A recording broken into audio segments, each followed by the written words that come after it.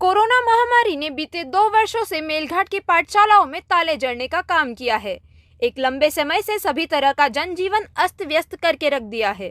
मेलघाट, जहां पर अनेक प्रकार की समस्याएं आए दिन उजागर होती रहती है, शासन प्रशासन मेलघाट को लेकर करोड़ों रुपए यहां के जनजीवन को पटरी पर लाने के लिए खर्चता है, लेकिन अनेक दशकों से यहां की तकदीर और तस्वीर बदलने का नाम ही नहीं ले रही है, जिसका मुख्य कारण यहां पर पनप रही अज्ञानता मानी जाती है। अज्ञानता के चलते मेलघाट विश्व में एक अलग पहचान बनाए हुए है। कोरोना महामारी ने फिर मेलघाट के बच्चों के भविष्य को अज्ञानता के कटघरे में लाकर खड़ा कर दिया है। यहाँ के आदिवासी बच्चे जो शिक्षा के प्रवाह से जुड़ रहे थे, वह बीते दिनों 2 वर्ष से शिक्षा के क्षेत्र को पूरी तरह भूल चुके हैं। माझं नाव यशुभाष राऊत आहे, अधिकारी। मी सगळं बोललो। माझ्या कस्तुरबा गांधी विद्यालय शाळेत शिकतो मी। अरे अधिक मी जे माझ्या दिमागावर सगळं भुललो मी। इंग्लिश पण मला येत नाही, मराठी थोडी येते मला। हाय पण शाळा उघडून नाही राहिली, 2 वर्ष झाली। 2 वर्ष झाले? हो। मग आता तुम्ही काय करत आहे? काही नाही सर, आता कधी जेव्हा रात्र होतो 9 वाजे तर 10 वाजेपर्यंत पुस्तक उघडतो आणि काय रे, नाही तर टाइम भेटला खेळतो। तो हम सिर्फ घूमते। पढ़ाई याद है कि भूल गए? भूल गए। हाँ। फिर अभी क्या करते बेटा? बस खेलते सर। खेलते? हाँ। किताब वगैरह कुछ खोलते? खोलते कभी खोलते। अच्छा, कोई मास्टर गुरुजी जब से स्कूल बंद हुई के गुरुजी पढ़ाने के लिए आया क्या? नहीं। कोई भी नहीं आया? नहीं। कोई भी नहीं आया ना। जहां शहरों में ऑनलाइन शिक्षा ने बच्चों को आज भी शिक्षा की बुनियाद से जोड़ कर रखा है, मेलघाट के स्कूलों द्वारा दिए जाने वाली मिड डे योजना भी यहां के बच्चों को शिक्षा की बुनियाद से जोड़े रखने का एक अहम जरिया मानी जाती थी, लेकिन वो मिड डे योजना भी लॉकडाउन की बलि चढ़ते देखा गया है। मेलघाट में स्कूल में शिक्षा लेने वाले छात्र आज गलियों में, जंगल में, जानवरों के पीछे पीछे पहाड़ों में और नदियों पर अपने भविष्य को तलाश करते हुए दिखाई दे रहे हैं। मेलघाट के करीब 30,000 से भी ज्यादा छात्र शिक्षा के भविष्य से ओझल होते दिखाई दे रहे हैं। इस बात पर शासन प्रशासन ने किसी भी तरह का ध्यान नहीं दिया। यदि यही हाल रहा तो फिर अज्ञानता के चलते मेलघाट 2 दशक पीछे चला जाएगा।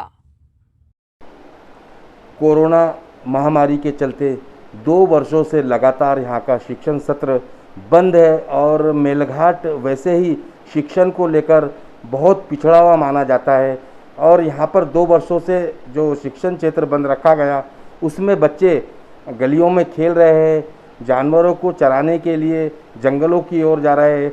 उनके मानसिक और शारीरिक और शैक्षणिक दुष्परिणाम किस प्रकार हो रहे हैं हम जानते हैं।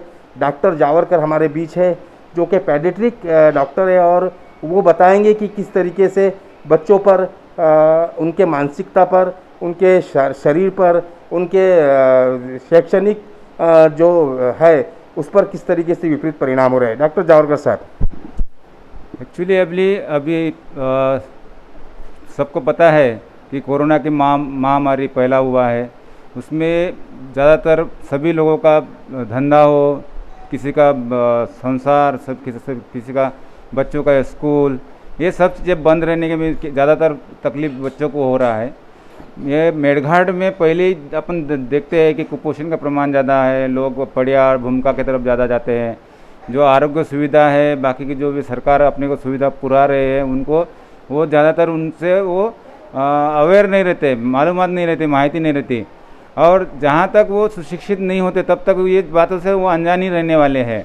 और उसी में ये महामारी के चलते स्कूल बंद है, उसमें ज़्यादातर बच्चे बहुत ज़्यादा तकलीफ में है। उनका शारीरिक दृष्टि, मानसिक और जो भी बौद्धिक विकास होना चाहिए वो हो नहीं पा रहा है।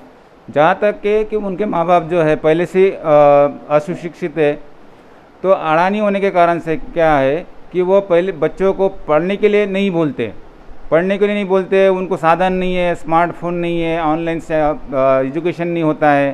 तो जहाँ तक स्कूल में जो पढ़ाई होती थी अब वो नहीं हो रहा। उससे जो भी बच्चे का बौद्धिक विकास होना चाहिए उसमें बहुत ज़्यादा परिणाम हो रहा है, वो नहीं हो पा रहा। उससे ज़्यादातर अभी कुछ बच्चे बाहर खेलना कूदना शुरू करते हैं, नहीं तो जिनके पास में छोटा मोबाइल रहता है या कोई बड़ा मोबाइल के चलते वो जिद करते हैं और माँ बाप से मोबाइल मांग के उनके वो आँखों में या दिमाग में बहुत ज़्यादा उसका दुष्परिणाम पाया जा रहा है।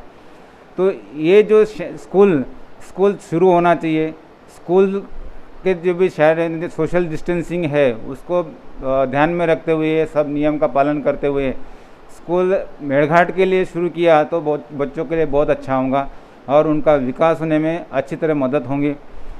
कोरोना महामारी है, कोरोना महामारी तो चलती ही रहेगा, लेकिन उसमें अपने को अभी जैसा अपन बाज़ार में देखते हैं कि सब भाजी पाला जो भी इनका अपन व्यवस्था करते हैं, उसी तरह स्कूल का भी व्यवस्था किया जाए तो ये बच्चों की दृष्टि से बहुत अच्छा होगा और मेलघाट के लिए विकास के लिए बहुत फ़ायदेमंद रहेगा। मैं डॉक्टर आदिल सौदागर धारनी में प्रैक्टिस करता हूँ। पिछले 15 महीनों से पूरे भारत में लॉकडाउन शुरू है, जिसकी वजह से पूरी तरह से स्कूल कॉलेजेस वगैरह बंद है और स्पेशली हमारे मेलघाट के अंदर बच्चे भी अभी स्कूल नहीं जा पा रहे हैं, जिसकी वजह से उनके बौद्धिक विकास के अंदर कुछ समस्याएं आ रही हैं। वो सब चीज़ पहले जो भी पढ़े लिखे थे वो सब चीज़ भूल रहे हैं। मेरे हिसाब से ये सब चीज़ के लिए एक ऑफलाइन क्लास स्कूल शुरू होना चाहिए, क्योंकि हमारे धारनी के अंदर मेलघाट के अंदर ऑनलाइन या फिर नेट की कोई सुविधा न होने की वजह से ऑनलाइन क्लासेस वगैरह नहीं हो सकती। स्कूल शुरू होने से क्या होगा कि हम सोशल डिस्टेंसिंग के ज़रिए बच्चों को बराबर पढ़ा पाएंगे, उनको बराबर मास्किंग के हिसाब से हम उनके क्लासेस ले सकते हैं, जिससे उनका बौद्धिक विकास होगा। ये मेरी गुजारिश है कि धारनी के अंदर और आसपास मेलघाट के अंदर स्कूल के अंदर ऑफलाइन क्लास शुरू होना चाहिए।